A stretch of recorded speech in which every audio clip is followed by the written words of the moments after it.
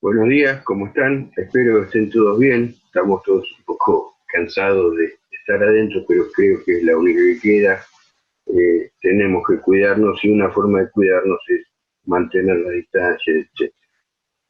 Hoy vamos a tocar dos temas que queremos que sean abordados de la forma más amable posible, aunque si uno no los aprecia bien tienen cierta dureza. Vamos a tocar agua y calor, siempre desde la mirada del arquitecto y de la colaboración que, que este conocimiento nos proporciona para hacer mejores construcciones y que nuestra gente esté mejor, más confortable, se sienta más a gusto en las construcciones que realizamos. Son temas que tienen algún aspecto de mirar desde la física, algunos desde la química, pero que deben ser estudiados para entender por qué pasan las cosas. Siempre decimos que una de las tareas del arquitecto es saber qué cosas pasan, pero además investigar el por qué las cosas pasan. Así que bueno, con esta pequeñísima introducción los dejamos con la clase. Gracias. Como siempre, le pedimos colaboración a la familia que, que siempre invitamos a nuestras clases. Fíjense que hoy, eh, además de mirar a la familia, y les pido también miren su ropa, tenemos algunas cosas que pasan afuera. Es un día raro, ven que de un lado hay sol, del otro lado hay unas nubes grises que tienen unas gotitas de agua. Hay unas gotitas de agua dentro de la casa. Hay unas flechitas que vienen del piso, algunas que van hacia las paredes, otras que van hacia el tronquito del árbol que está. Eh, bueno, sobre todas esas cosas vamos a hablar.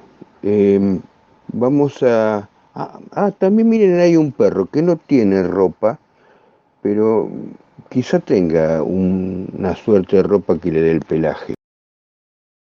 Casi todo lo que tiene que ver con la vida, las plantas, los animales, nosotros, tenemos una gran composición, una gran parte de nuestra composición que es agua.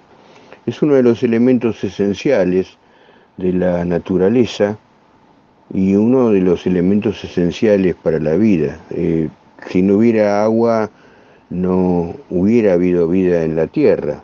Además, ustedes ya lo saben porque lo han visto en el secundario, la vida en verdad en la Tierra nació en el agua de los mares y después llegó a la Tierra. Y por eso ustedes van a ver cuando estudien en historia y en otros más adelante en la carrera, que casi todas las ciudades eh, están formadas alrededor de o cerca de ríos para proveerse de agua. Ustedes van a ver en alguna de las placas que siguen que si la tierra no tuviera esa ropa como la que tenías en la gente, que veíamos en nuestra familia en la primera diapositiva, o el pelo del perro, o de alguna manera la protección que da la naturaleza, la tierra no podría vivirse. ¿Cómo se llama la ropa de la tierra? Es una cosa que ustedes han visto en el secundario seguramente, que es la atmósfera. Y ustedes fíjense, no tenemos al sol que emite rayos, esos rayos solares calientan un poco la Tierra y otra parte rebota, pero no vuelve al espacio, sino que rebota contra una capa, esa ropa que tiene la Tierra de la atmósfera, que es básicamente la capa de ozono, y vuelve a la Tierra. Si la Tierra no tuviera todo esto, como estamos viendo en una de las diapositivas, sería invivible. La temperatura sería de alrededor de 18 o 20 grados bajo cero. Por eso es tan importante este tema de la capa de ozono. Pero ustedes vean que a partir de la actividad industrial, de la vida del hombre, del incremento de, por ejemplo, de la ganadería en términos masivos, se producen muchos gases que cambian esa ropa y en vez de retener una parte nada más de esos rayos que vuelven a la atmósfera, retienen mucho más. Y ese calor vuelve a la Tierra y esto es lo que produce en una cosa que, como está titulado, se llama efecto invernadero, produce un aumento de la temperatura de la Tierra. El resultado de lo que nosotros hablamos recién hace que o se produce o deriva en que la temperatura de la Tierra aumente. De esto han escuchado hablar mucho y tiene que ver de alguna manera también con esto que globalmente llamamos el cambio climático. Ustedes saben que a medida que el calor aumenta, la visión de la vida sobre la Tierra se troca. Por ejemplo, si el agua de los océanos aumentara nada más que 3 grados, desaparecían los corales. Y al desaparecer los corales, quedarían sin protección los arrecifes, que dan lugar a una cadena trófica que hace que vivan ahí animales pequeños. Esos animales pequeños son el alimento de animales un poco más grandes, esos otros más grandes, etcétera, etcétera, etcétera, y ustedes saben dónde termina este cuento. Fíjense ustedes en esta diapositiva que si uno mirara el polo norte desde arriba, ustedes tienen marcado cómo ha ido decreciendo la capa de hielo. Esa capa de hielo era la que originaba o posibilitaba la vida de las focas se alimentaban los osos polares.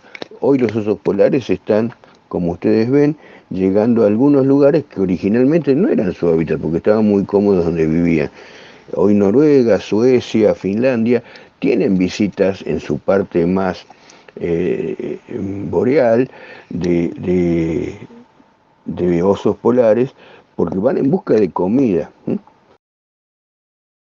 Si radiografiáramos la composición del aire, veríamos que hay una gran cantidad de dióxido de carbono. El dióxido de carbono es, junto con el dióxido de nitrógeno, uno de los dos gases más presentes en la actividad postindustrial. Es lo que sale por los escapes de los autos y a medida que esta situación se multiplica, va generando un desmejoramiento de la vida en la Tierra. Fíjense ustedes que la pandemia ha reducido enormemente en el mundo la cantidad de actividad industrial y también la cantidad de vehículos que se mueven. Vean ustedes cómo ha cambiado en este gráfico o ha mejorado el ambiente a partir del desmejoramiento de la actividad industrial.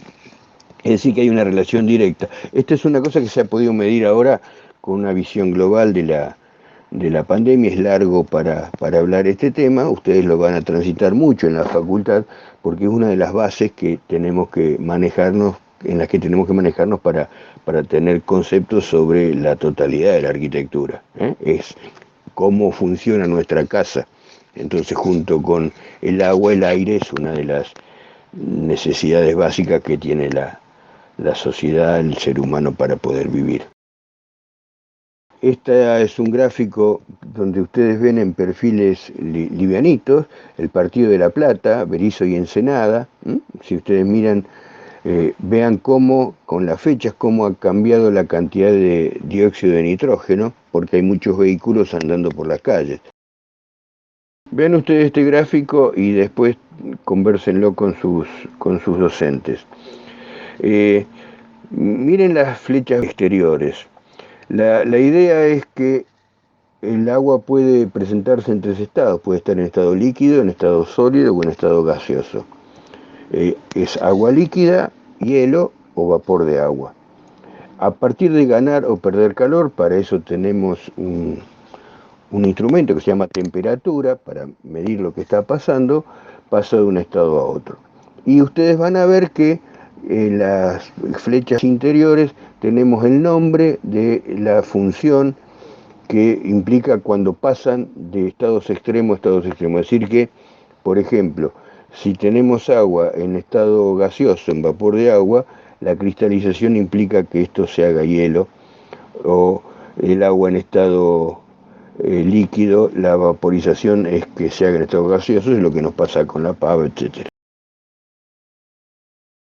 Esta diapositiva, después véanla con tranquilidad, pero como cuando vimos suelo, ¿se acuerdan?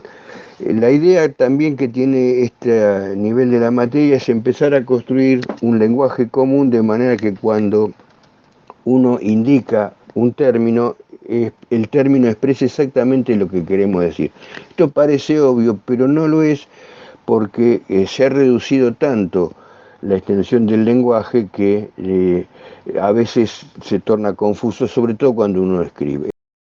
Vamos a trabajar sobre un concepto que lo vimos en el gráfico de hace un ratito, pero que cuando el agua pierde temperatura se transforma en un estado sólido. Ese estado sólido, en principio, es el vapor de agua que cuando llega a las capas superiores de la atmósfera pierde temperatura, a través de perder calor, la temperatura es más baja y se transforma primero en agua y si sigue bajando, sigue perdiendo calor, se transforma en nieve. Por eso hay soluciones intermedias como el agua nieve y la nieve. Esto es muy interesante, la nieve, que son la forma en que se presenta la nieve, que ven que son cristales. Entre los cristales, lo mismo pasa después cuando se solidifica, ven que son cristalitos de muy distintos unos de otros, pero que siempre guardan una forma que va dejando muchos huecos en el medio, por eso es más liviana que el agua. Esa es la causa por la que el hielo flota. Si eso está lo suficientemente sólido, se puede cortar, y hay algunas culturas, ustedes ya lo vieron en el primer TP, que terminan construyendo, como en esta diapositiva, el hábitat con pedacitos del suelo que tienen, que está conformado por este agua solidificada. Las nubes que nosotros vemos y que son tan presentes en nuestros dibujos de arquitectura, esa que teníamos en la primera diapositiva, en realidad es vapor de agua que en determinados momentos, cuando ese agua tiene la suficiente fuerza, la cantidad de peso necesaria, se desploma en forma de lluvia. Ustedes vieron que hay nubes más blancas, nubes más negras. En realidad las nubes de tormenta son aquellas que han cargado mucha agua, son más oscuras. Este es un proceso que es muy importante para la arquitectura y que no tiene nada más que ver con el agua que tiene que soportar nuestro techo. Esto es una condición que tenemos que reunirnos junto con aquella idea de cambio climático. Las construcciones que nosotros hacemos tienen que perdurar en el tiempo y muchas veces esa duración en el tiempo toma muchos cambios en el clima que nuestro techo, que está pensado en un momento, tenga que soportar a lo largo de su vida útil. Por eso es muy importante que no solamente veamos en hoy, sino también cómo se va a comportar en el futuro. Vamos a ver un videíto que dura 4 minutos y que mientras va pasando yo les voy a ir contando de qué se trata. Ustedes fíjense que tenemos un mechero, eso alguno en sus clases de química en secundario lo conocerá, que se llama Bunsen, que es un mechero que sirve para aportar calor a un vaso que ven que tiene hielo y tiene un termómetro metido adentro. Cuando encendemos el mechero,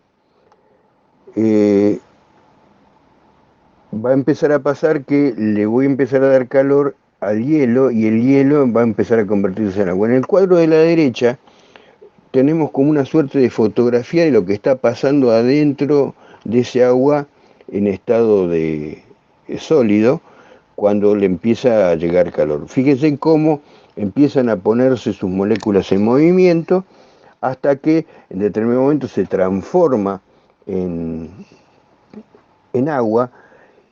Mientras tanto vayan viendo cómo sube la línea roja que tiene que ver con la medición de la temperatura del calor, que es la forma de medir el calor que está ingresando. A medida que la temperatura asciende, eso que era hielo se va a convertir en agua y eso que era agua se va a convertir en vapor de agua. Ese es cuando se nos hierve el agua del mate, esto lo tienen muy presente.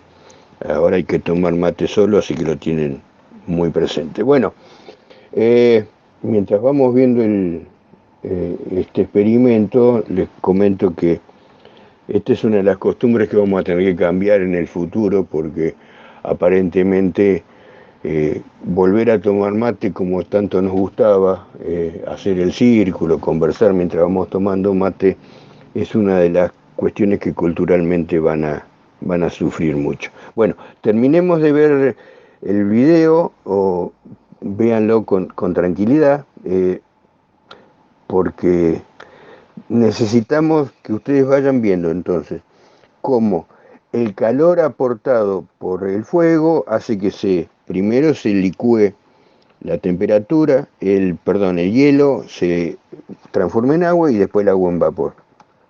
Esto responde a leyes que son las leyes de la termodinámica, que no vale la pena traerlas ahora, pero son leyes que a la humanidad le ha costado muchísimo tiempo descubrir, y son más o menos conocidas desde hace no mucho tiempo, unos 200 años, pero que en realidad son leyes que rigen la forma en que se comportan los materiales.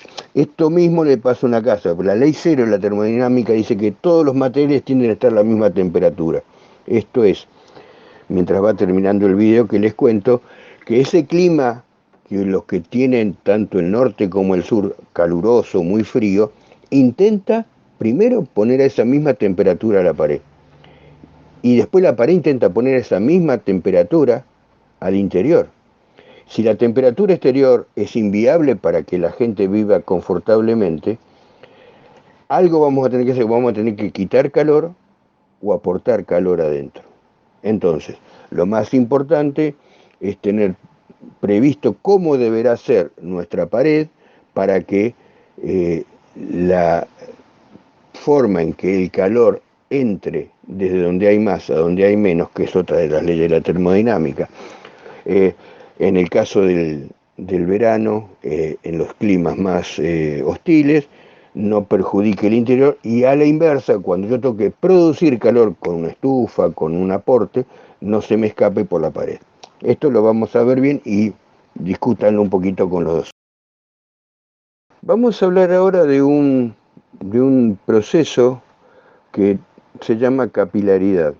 Y si ustedes miran los tres tubitos, fíjense que tenemos un soporte, un vaso y tres tubos de distinto diámetro. Y como en el más pequeñito, del diámetro menor, el agua está más alta que en los otros dos. Este proceso, que es lo mismo que le pasa a uno cuando pone la vainilla o a este señor con el cubo de azúcar en el café, el agua sube a través de un proceso que se llama capilaridad. Es como que el agua va subiendo, y a medida que los vasos son más estrechos, por eso se llaman capilares de cabello muy finitos, suben más que cuando son gruesos. Este proceso lo vamos a intentar reproducir ahora en un pequeño experimento en 4 o 5 imágenes. Fíjense que nosotros hemos puesto en 3 vasos líquidos con distintos colores para que se noten. Hay un vaso rojo, uno amarillo y uno azul. A medida que vamos avanzando con las diapositivas, vean cómo el agua va subiendo. Acá la pusimos a través de un elemento con muchos vasos capilares, es una tela de algodón, como para que se note claramente cómo van subiendo, desafiando a la gravedad, los líquidos a través de este proceso de capilaridad. En esta última diapositiva vemos que esto mismo le puede pasar a nuestras viviendas, que es de alguna manera aquellas flechitas que veíamos en la diapositiva número 1. El agua que está contenida en el suelo intenta hacer lo mismo, por capilaridad intenta subir. Por eso nosotros tenemos que buscar algún elemento, hay un pequeño detalle a la derecha de la imagen, de una cosa que llamamos cajón hidrófugo, es decir, cajón o una capa que impide que el agua suba a través de mecanismos que vamos a ir aprendiendo en la construcción para que no pase lo que está en la fotografía de la izquierda. Ven, esas marcas es agua que está intentando subir por capilaridad desde el subsuelo. Muchas veces les van a preguntar a ustedes por qué aparece una mancha de humedad y no es agua de lluvia que ha mojado la pared, porque a lo mejor está correctamente impermeabilizada, cosa que vamos a ver enseguida, sino que en verdad son fallas de la capa aisladora. Aislar viene de hacer isla, es decir, de separar la parte superior de la parte húmeda del subsuelo. Así que esto es un tema que conviene que ustedes lo vean con tranquilidad, también con sus docentes, y tiene que estar muy presente porque básicamente un error en estas situaciones es muy difícil de reparar en una casa. Hay tratamientos, ustedes lo van a ver con el tiempo, pero que si no está bien hecho de movida en el proceso constructivo inicial, después es muy difícil de reparar. Recién hablábamos que a veces la gente cree que la mancha de humedad es producto de agua de lluvia que entró desde el exterior, por algo que mojó la pared, básicamente la lluvia, y era agua que venía del subsuelo. ¿Qué cosas tendrá que tener nuestra pared exterior para que no entre agua? Tiene que estar impermeabilizada. Impermeabilizar es un término compuesto que dice no permeable, es decir, que transforma en no permeable, permeable quiere decir que deja pasar el agua, a un producto. Básicamente lo que tengo que hacer es de alguna manera tapar todos los conductitos que tiene mi material para que no se produzcan. Esto es lo que está simbolizado en ese ladrillo que está a la derecha de la imagen, que si ustedes miran bien tiene como una capita más gris, más oscura. Si se le ha introducido un elemento que llenó los agujeritos por donde podía haber entrado el agua, y el agua queda arriba como si fuera un elemento impermeable, como si fuera un vidrio o una tela sintética plástica. Por último vamos a hablar de un proceso que se llama condensación, que lo vimos en aquel gráfico del círculo de las flechitas verdes, que implica que el vapor de agua pasa en determinadas circunstancias a ser agua. ¿Cuáles son las circunstancias? Básicamente pierde calor al tocar contra una superficie fría. La superficie fría usual, ¿cuál es? Y es la pared. Quiere decir que probablemente yo pudiera tener un ambiente donde hay vapor de agua, vapor que necesitamos nosotros para poder estar cómodos, y toca contra un elemento frío como una pared y se produce condensación. El agua esa condensada, si no está impermeabilizada la pared, va a intentar entrar, y si sigue bajando o perdiendo calor, podría llegar a convertirse en hielo. Esto es complejo porque nosotros no podemos impermeabilizar nuestras paredes, no podemos hacer lo mismo que hicimos como en la diapositiva anterior con nuestra pared exterior, porque tenemos mucha humedad. Entonces nosotros necesitamos, que es una función la que cumplen lo que genéricamente llamamos revoque grueso, tenemos una superficie que absorba el vapor de agua, pero que no deje que el vapor de agua se transforme en agua más adelante. Ahora vamos a ver un grafiquito a ver si lo explicamos. Necesitamos esta capa porque en momentos que haya poca humedad, poco vapor de agua, yo le puedo pedir prestado como si fuera una esponja al reboque la humedad que me guardó para que me vuelva a poner confortable el ambiente. Vamos a ver algunos ejemplos. Esta es la forma en que las empresas le hacen ver a ustedes que la gaseosa que está tan fría que les permite vivir mejor ese día caluroso de verano, aunque el cartel esté a 30 metros de altura, porque le muestran la gota exterior y ustedes se dan cuenta que la bebida está fría porque condensó esas gotitas que ustedes ven corriendo, pero lo mismo puede pasar en la ventana que está limpiando la señora. La señora en realidad es un clima frío, el vidrio, que es un elemento que deja pasar mucho el calor, tanto el calor del interior topa rápidamente a través del vidrio con el frío y pone frío al vidrio, y el vidrio que está frío condensa, igual que en la botella, la humedad que estaba adentro. Se desliza y son las gotitas que está limpiando la señora. Este dibujito lo hemos hecho hace unos cuantos años, como para que ustedes vean de lo que estamos hablando. Fíjense, a la izquierda tenemos el interior y a la derecha el exterior. Van a ver una linita punteada al medio, que vamos a ver si encontramos la definición de qué es. En el interior, como dijimos recién, tenemos vapor de agua. Y tenemos otro dato, la temperatura interior del lado interior de la pared intenta estar a la temperatura que está el interior de la casa.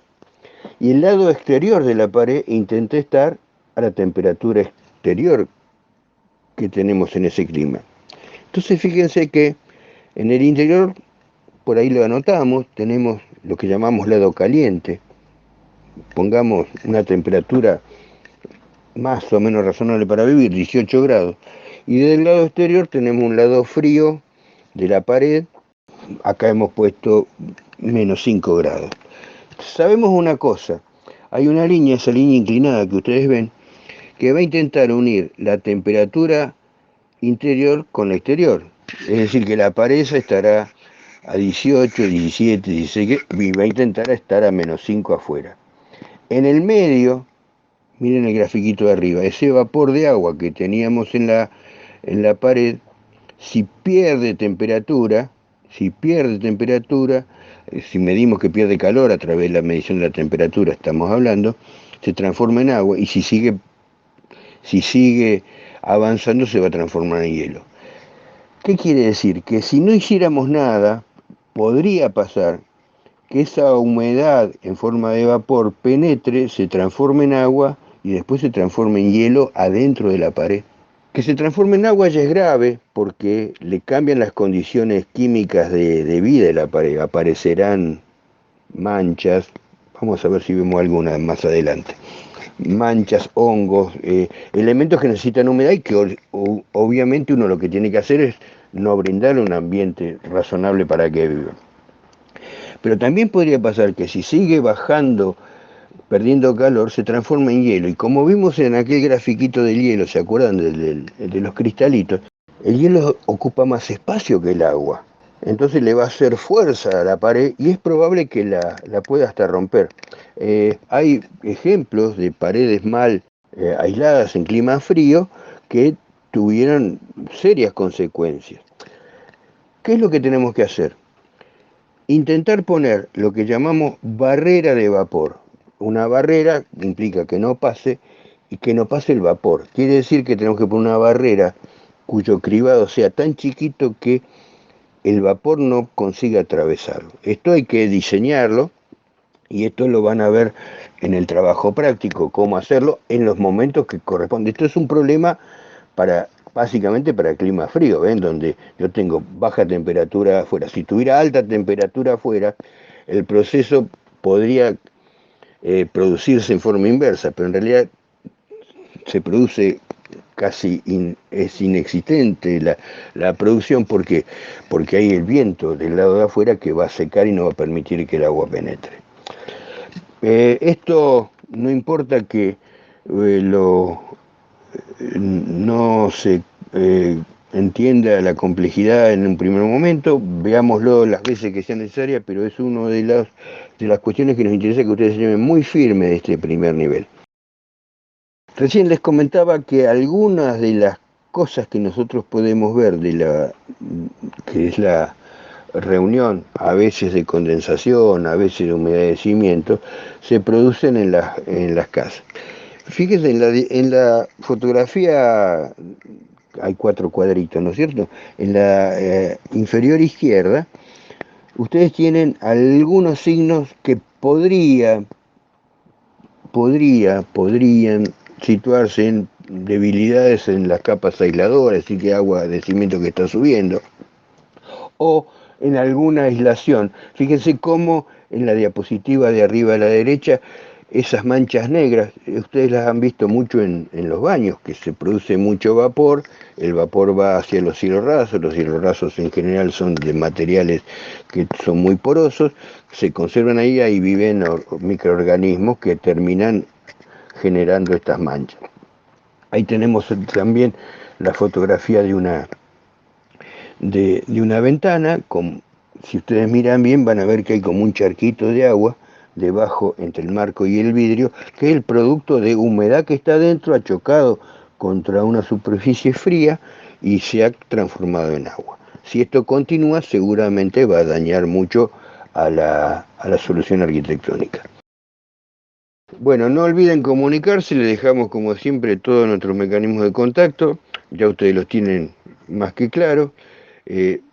Consulten con sus docentes y sobre todo una cosa que reiteradamente les pedimos, háganos llegar a través de ellos las dudas, las cuestiones que no hayan visto claras, aquellas cosas que les parezca a ustedes que merecen una vuelta a una explicación, pero la idea es que ustedes relacionen todo lo que hemos visto con los ejemplos que tienen.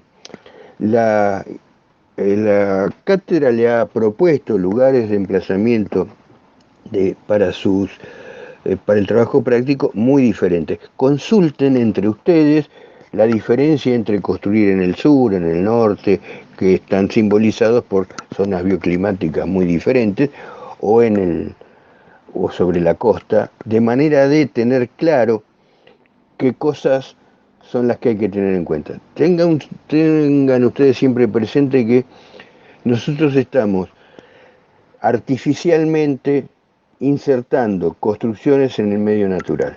Por lo tanto, la primera cosa que tenemos que hacer es entenderlo y respetarlo, y que nuestras construcciones acompañen a la historia que ese lugar tiene, y sobre todo una historia no en el sentido de algún libro del colegio secundario, sino a la historia que tiene que ver con la formación de este lugar donde vivimos. Bueno, no dejen entonces de consultar y espero que el viernes sea muy productivo.